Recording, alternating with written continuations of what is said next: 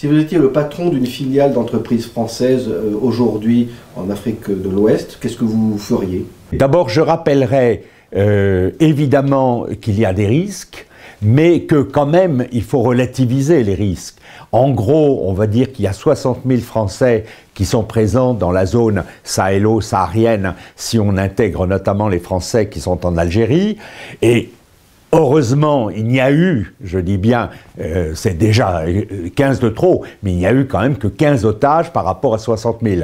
Donc le risque objectif est relativement faible. Ceci étant, c'est un risque qui augmente, le risque perçu augmente, et donc je dirais évidemment, si j'étais responsable d'entreprise, qu'il vaut mieux qu'il n'y ait pas les familles présentes si l'on est dans des zones à risque, c'est-à-dire les zones sahélo-sahariennes, qu'il faut être extrêmement prudent, et qu'il faut être toujours dans des endroits relativement sécurisés.